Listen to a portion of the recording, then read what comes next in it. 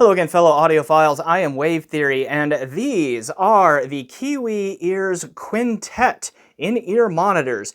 These are a $219 US, 5-side or 5-driver per side, hence the name Quintet, I believe, in-ear monitor. These were sent to me directly from Kiwi Ears. They have asked nothing in return other than a fair and honest evaluation and an affiliate link to where you can buy these on Amazon. So the link that you see where you can buy this product in the description below from Amazon will be an affiliate link. If you like what I have to say about this product and you are interested in buying it yourself, please consider using that affiliate link and I will get a few bucks back. I only use affiliate link money to help keep the channel running and not just to line my own pockets. So I ended up liking these a fair amount, and I'm going to tell you why right after shameless self-promotion. Let's get to it. Hello. I'm one of the reasons that Wave Theory can't spend all of his money on audio gear. He wants you to know that your support is vital for keeping the channel running. So if you enjoy Wave Theory's bussin' review riz and no-cap review style and want to encourage him to stay in the basement so I don't have to listen to his dad jokes as much, like the video and subscribe to the channel. You can also send him a donation on PayPal or sign up for the Patreon. Links are in the description. Now on to the review. Alright, a close look at the Quintets here, and I gotta tell you, I was pleasantly surprised by these things. When I first put these in and started listening to music through them, I was like, oh. They were a much more full, robust, and balanced sound than I was expecting. Okay, maybe my expectations for IEMs are too low these days, and the IEM market is outpacing the said expectations. That's entirely possible, but I was pleasantly surprised with these right out of the gate, and I still, even after several hours of use, I still like them quite a bit. So let's dig into it here. So again, $219 on Amazon right now. See link in the description. That'll be an affiliate link for these. They are called the Quintets because they have 5 drivers in them, so 5 drivers per unit. Those drivers are a single dynamic driver, 2 balanced armatures, a planar magnetic driver, and 1 piezoelectric bone conductor, or PZM, I believe, is the abbreviation they use for that. As far as I understand it, the dynamic drivers for the low end, the 2 balanced armatures share the mid-range, and then the planar magnetic and the bone conductor are for the high end. If I understand the website correctly, that's what's going on. But I will link to the website. You can read and check me on that and correct me if I'm wrong. The shells are a 3D printed resin on there. The rated sensitivity on these is just given as 106 decibels, so 106 decibels. I don't know if that's per volt or per milliwatt.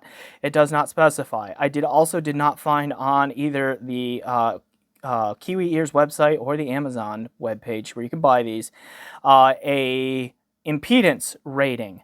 But I will say that I found them to be pretty easy to drive. I did not have to push the volume levels very high on my Cord Hugo 2 or from my Ear Studio ES100 or Radzone Ear Studio 100, I should say.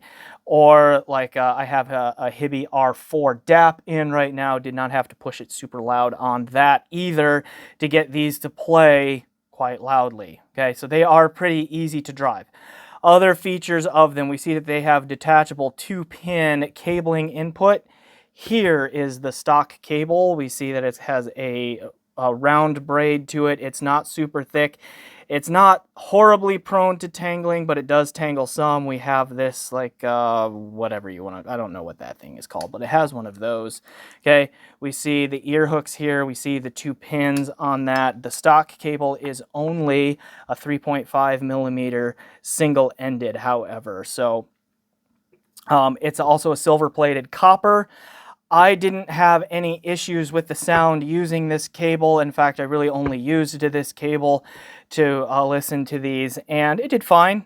Really not a whole lot of complaints other than at this price and just given the proliferation of balanced portable devices out there, I would have liked to have seen a modular construction here that had a 4.4 millimeter Pentacon option, because there are other IEMs around this price that are doing things like that. So I think that's one area where Kiwi ears could catch up to competition there.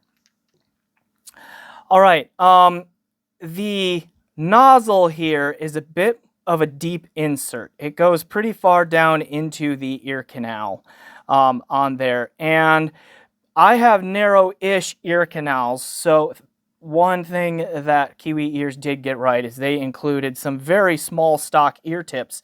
And with these on there, even with the depth of insert, I found that to work pretty well. Gave me a really good seal, and for the most part, held it in place.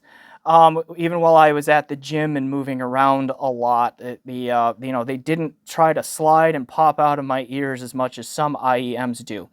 However, the deep insert for me does limit its comfort a bit. I found these to be just middling comfort. They are not super comfortable. Like a recent one that I reviewed was the Meze Alba. Those were really comfortable to wear as far as IEMs go. I personally never find IEMs to be super comfortable. I don't really love the feeling of sticking solid things in my ears. Okay, but the Albas did a pretty good job. These are not as comfortable as something like that, but they are far from the least comfortable I have ever used. I would, again, call them middling for me in terms of overall comfort. Okay, on that. So that's a lot of the build and the features and the accessories and all that. Let's talk sound real quick. So test gear I've kind of already mentioned. Most of my listening time I used my Samsung Galaxy S22 Plus smartphone, which is doing the filming right now, as a source, using either Rune Arc, or when Rune Arc was misbehaving because it was on slow Wi-Fi at the gym, which happens sometimes, I would use Spotify Premium. That would have been Bluetooth via LDAC to my Radzone Ear Studio 100 little portable DAC amp.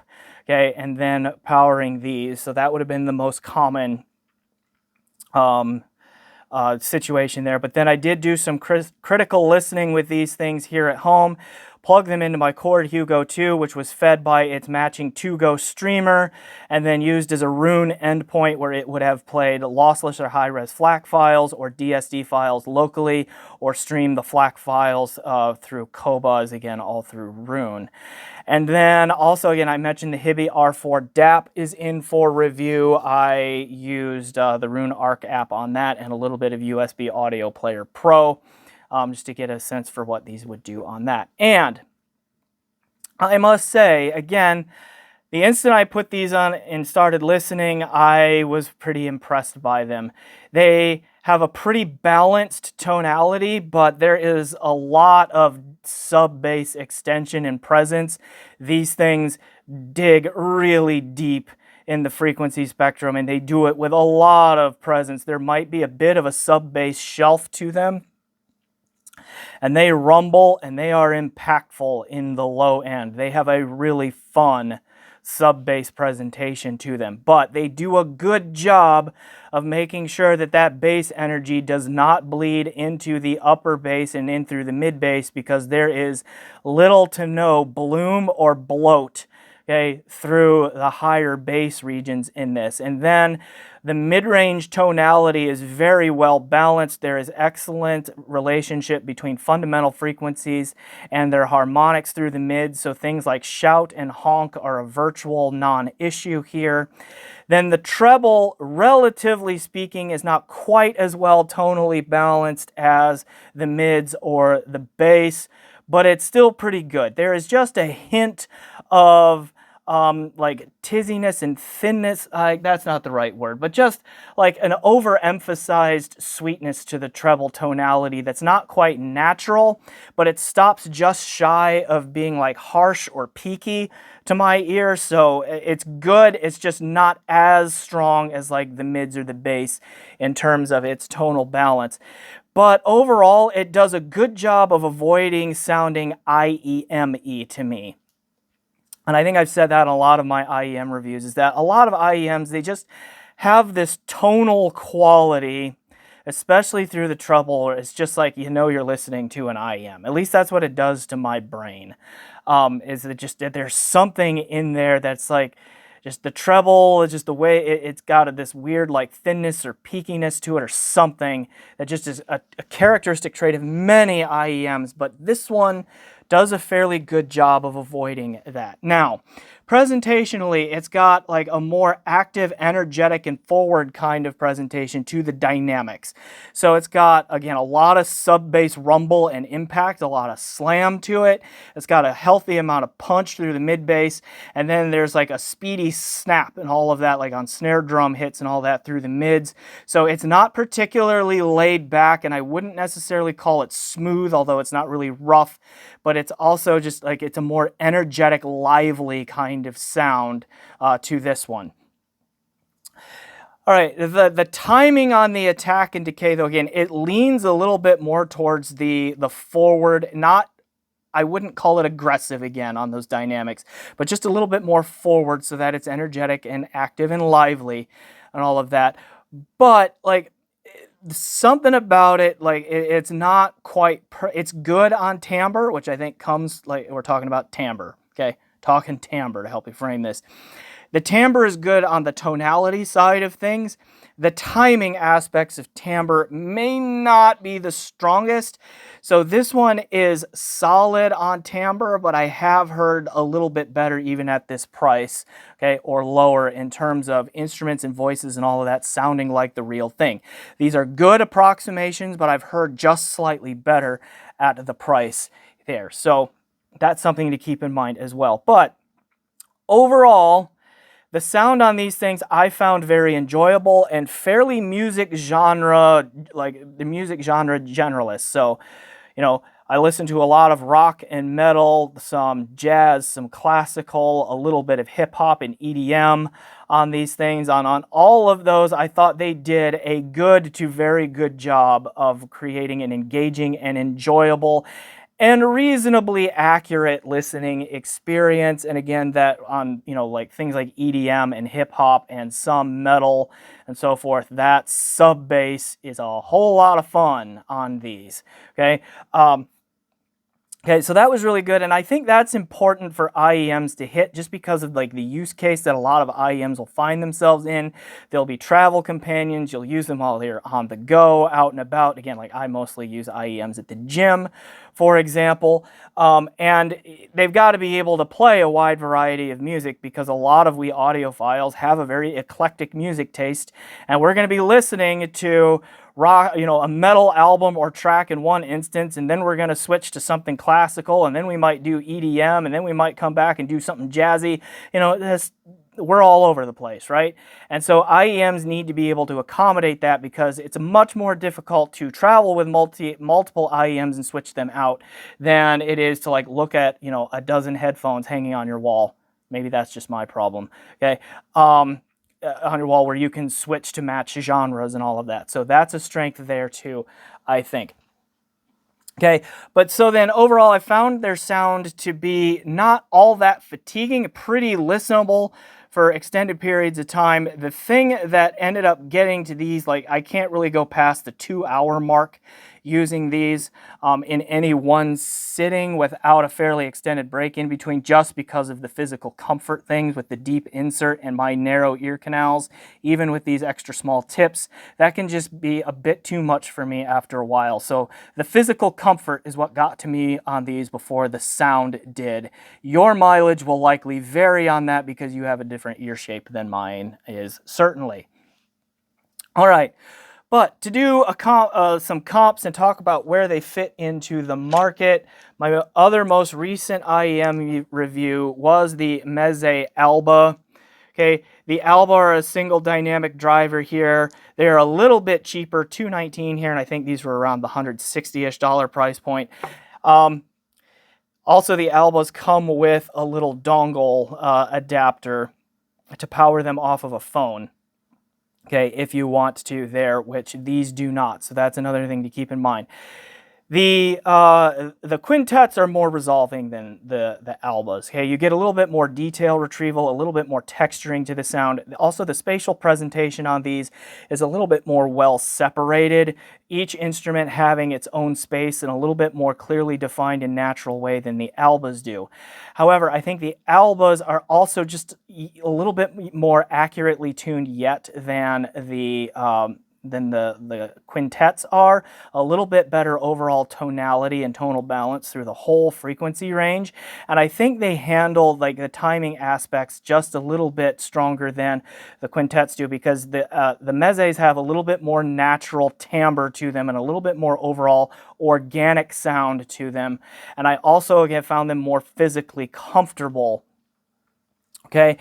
But if someone tells me they missed the resolution and like just the fun that this one has that's not quite as present on the Meze.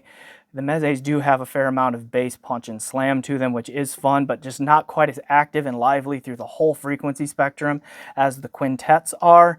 And then also the quintets are brighter. Some people are just going to like a brighter presentation, and that's fine too.